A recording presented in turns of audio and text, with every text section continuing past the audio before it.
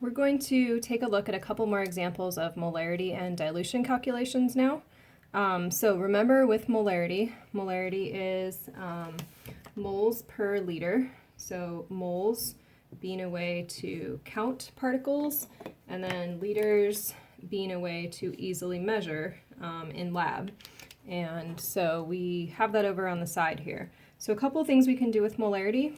We can either find molarity, or we can use it as a conversion. And you can see it's a good conversion because we have two different units here.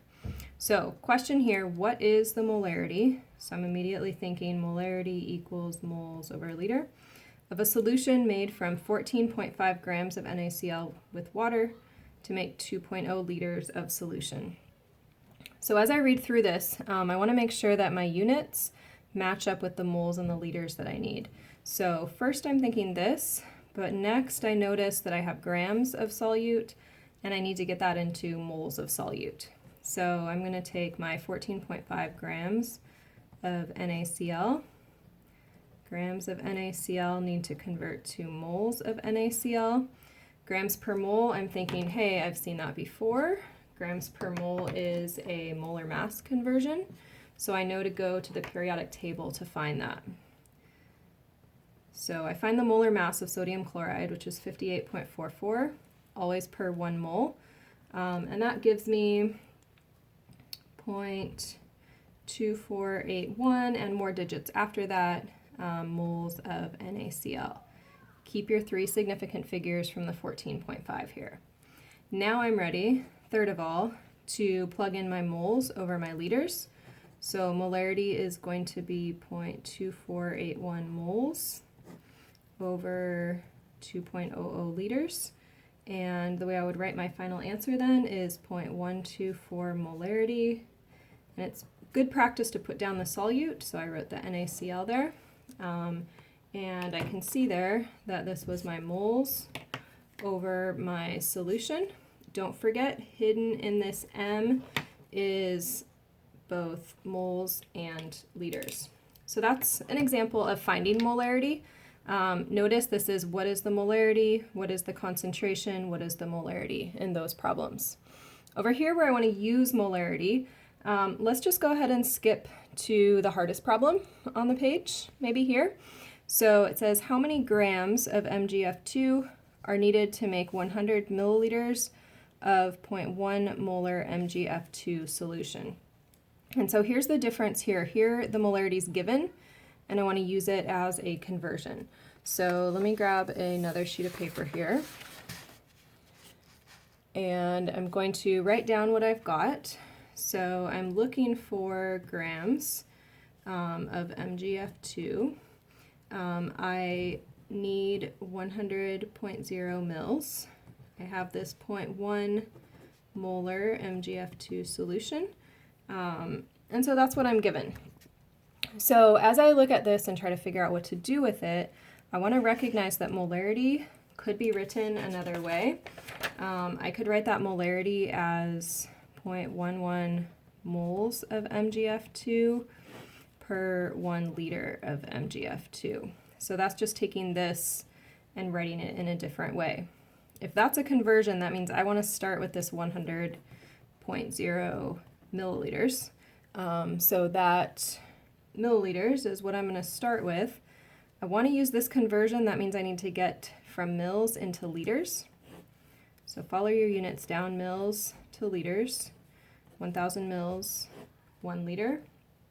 Now I can use this conversion, bring my liters down and swap into moles. 0.11 moles MgF2 for every 1 liter of MgF2. And then the question was how many grams of magnesium fluoride. So look what's going on with my units. My mils cancel, my liters cancel. I know I need moles of MgF2 here, but I really want to end in grams. Grams is my goal, just like our final exam day is our goal right now. So I need grams of MgF2 here. That means I'm going to go look up the molar mass on the periodic table. That would be 62.31 grams per 1 mole. When I'm done with this, I will calculate it, and I will find that I have 0.685 grams of MgF2. So say you're in lab and you have this concentration and this volume. This is how many grams are in there. Just to kind of zoom out and get a big picture here, what I did at the beginning of this problem is I measured in milliliters, and then I was able to count in moles, and then at the end I was able to measure in grams. So to put some colors on that, my mils, right, throughout this problem were a volume, and then that volume got converted to counting in moles, and then my moles ended up getting converted to measuring in a mass or grams. So I go from volume to counting in moles, and then over here to grams. And so we will stop there, and I will let you work on that molarity of F minus in this solution. So moving on to just our last couple of problems here. Dilution is when I take something concentrated, I add water, and now it's less concentrated. So we're going to look at a number version of these problems, and then also something more conceptual over here. And this says it's good on these to be able to estimate the answer and then calculate it. So a stock solution with a concentration of 2.00 molarity is diluted to make 1 liter of a 0.2 molar solution. Notice of, just like in math, is going to link or multiply those two numbers together. So as soon as I see diluted, or I notice that there's two concentrations, I'm thinking, what kind of problem is this? It's going to be a dilution problem with two concentrations, two volumes. And the question was how much of this stock solution, so what's the volume that goes with that molarity? So if I set this up, 2.00 molar times X equals concentration 2 times volume 2, which was 1 liter.